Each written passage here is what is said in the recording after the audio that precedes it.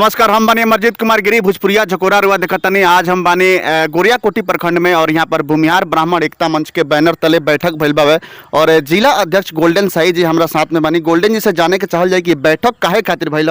Golden जी, सबसे पहले और स्वागत बा भोजपुरिया झकोरा में। बहुत बहुत धन्यवाद। गोल्डन जी, ये बैठक काहे खातिर भइल, थोड़ा हमरा के विस्तार से बताएं। एक्चुअली हमने के अभी सिवान जिला में भूमिहार ब्राह्मण एकता मंच के विस्तार कर रहल बानी सन। वही क्रम में आज हमने के गोरियाकोठी प्रखंड के विस्तार करनी सन और युवा शक्ति के प्रेसिडेंट आदरणीय हमारे बड़ भाई रजनीश जी के माध्यम से आज हमने के पूरा जिला टीम के स्वागत कल गई है युवा शक्ति के बैनर तले। चुनाव के समय बा, अभी 4-5 महीना 6 महीना 7 महीना चुनाव के समय बा और इस समय में बैठक के मतलब गोरियाकोठी के जनता का समझो।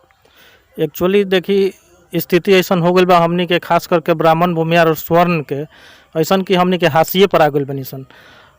आवे वाला 20 साल के बाद हमनी के लगा था कि हमनी के जो बाल बच्चा हुई जे मैंने आवे वाला जौन भविष्य बा वो बहुत ही मैंने खराब स्थिति में पहुँचे वाला बावे।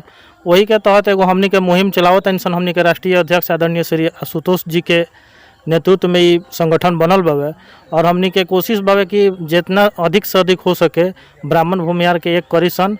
और काल 30 तारीख के 1 बजे दिन में हमनी के आदरणीय श्री आशुतोष जी एक राजनीतिक विकल्प भी देते रहे जौन कि बहुत ही जोरदार विकल्प हुई।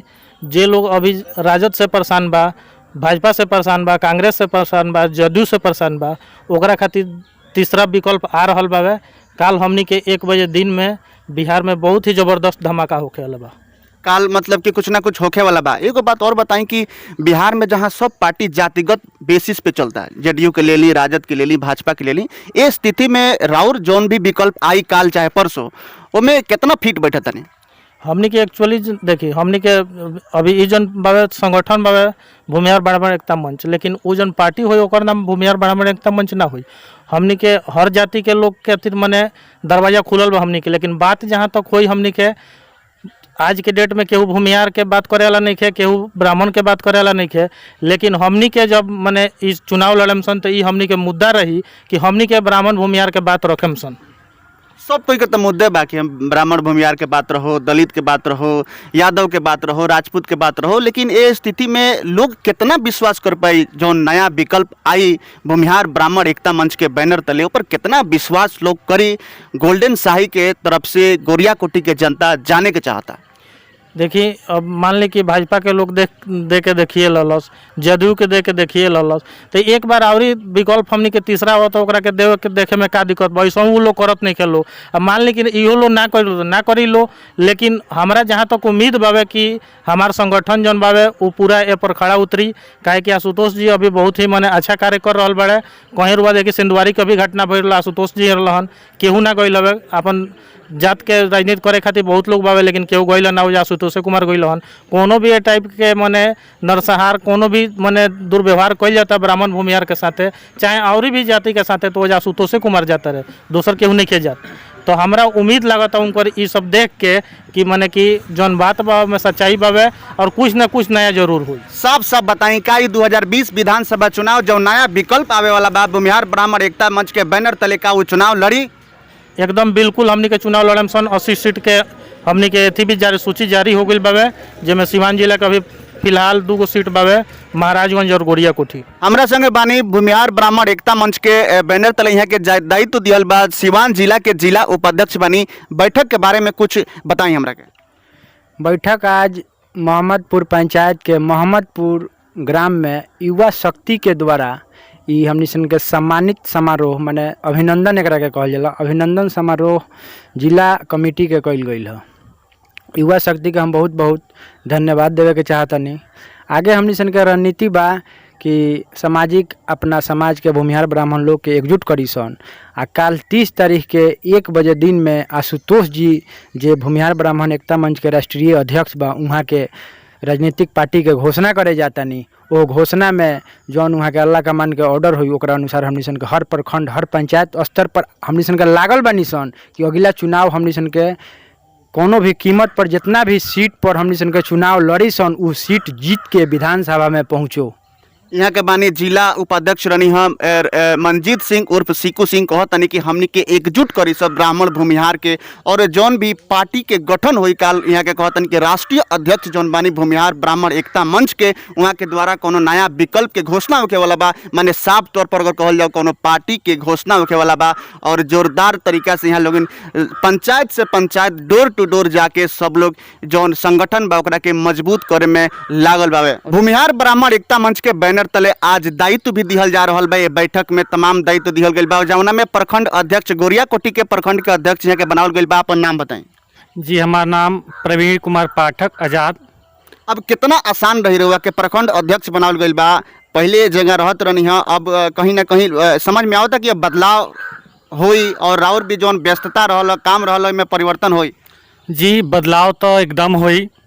और जहाँ तक व्यस्तता के बात ब्राह्मण भूमिहार एकता मंच के बैनर तले प्रखंड अध्यक्ष के जौन गठन भैला ओमें हमार 100% सहयोग रही, ओमें हम सहयोग करें। यहाँ के प्रखंड अध्यक्ष बानी एकदम सब लोग जोर शोर से लागल बा कि हमनी के जहाँ तक हो सके जिला उपाध्यक्ष से बात भइला, अध्यक्ष जी से बात भइला और प्रखंड अध्यक्ष यहाँ के बानी सब कोई यही बात कहता कि जोर शोर से तैयारी हुई और जहाँ तक हो सके हमनी के एकजुट हो जाए सन और सब कोई के जोड़े सन जे भी ब्राह्मण भूमिहार बा और एकरा के मिशन जौन बा मिशन के आगे तक लेके जाए के बाद 2020 विधानसभा चुनाव गोल्डन शाही कहनी है कि बिल्कुल लड़े के बाद रउआ सभे के साफ कर दी कि भूमिहार ब्राह्मण एकता मंच के बैनर तले पहला सीट जौन पार्टी के गठन हुई ओमे पहला सूची जौन आयल बा जेमना में 80 गो सीट निर्धारित कल गई बा। बिहार में चुनाव लड़े खातिर जो नया विकल्प आई ओमे पहला सूची के अनुसार 80 गो सीट पर चुनाव बिहार में लड़ी जो नया पार्टी बनी। भूमिहार ब्राह्मण एकता मंच के बैनर तले यहाँ के आज दायित्व दिया गई बा प्रखंड उपाध्यक्ष के नन्हे जी बानी यहाँ के दायित्व लेके जिम्मेवारी लेके अब का मन में चलता। देखिए आज हमनी के भूमिहार ब्राह्मण एकता मंच के तरफ से प्रखंड उपाध्यक्ष के जौन हमनी के आज मनोनीत कर गई बा जगन युवा शक्ति के हमनी के बढ़ावे खातिर दिन रात मेहनत कैनी सन वहीं आज ब्राह्मण भूमिहार के जौन मंच बा उ जौन भी आदेश होने से होई ओकरा के हमनी के पालन करब सन आ भरपूर मेहनत से ओकरा के धरातल पर उतारे सन। जौन भी आदेश होई राष्ट्रीय अध्यक्ष के द्वारा आला कमान के द्वारा यहाँ के नन्हे जी प्रखंड के उपाध्यक्ष जोर मतलब कि पूरा जोर लगा के ओकरा के पालन कल जाए। जौन भी आदेश पारित होई हाई आला कमान से और राष्ट्रीय अध्यक्ष आशुतोष जी के द्वारा सब कोई तैयारी में बावे और लगातार मंच के तरफ से नया नया दायित्व नया नया लोग के जोड़े के काम गोरिया कोठी सहित पूरा बिहार में भूमिहार ब्राह्मण एकता मंच के बैनर तले चल रहा बा। कहीं ना कहीं बदलाव के एगो उम्मीद भूमिहार ब्राह्मण एकता मंच के बैनर तले होखे वाला बा। लेकिन देखे के ई बा कि चुनाव में कितना सफलता हासिल करी जो नया विकल्प आवे वाला बा भूमिहार ब्राह्मण एकता मंच के बैनर तले। अब देखे के होई कि वो कितना सफलता कितना मार्क्स परीक्षा में लेके आई ई तो आवे वाला वक्त ही बताई। गणेश जी राव नाम बार बार आवता कि एगो सामाजिक संगठन के अध्यक्ष बानी ओमे जौन एगो सामाजिक संगठन के विकल्प आवे वाला बा भूमिहार ब्राह्मण एकता मंच के ओमे राव नाम आवता कि रउआ समान समारोह के आयोजन कैनी है सब कोई के सम्मानित कैनी है। तो एगो सामाजिक संगठन के अध्यक्ष आ एगो संगठन जौन बा जौन विकल्प लेके आवता बिहार में ए स्थिति में राउर किरदार के का समझल जाओ। जी सबके के प्रणाम बा। भोजपुरिया झकोरा के देखे वाला सब दर्शक के प्रणाम बावे। रउरा जी से पता बावे कि युवा शक्ति के बावे आज़ाद रहिए विचारों से बंधे रहिए संस्कारों से।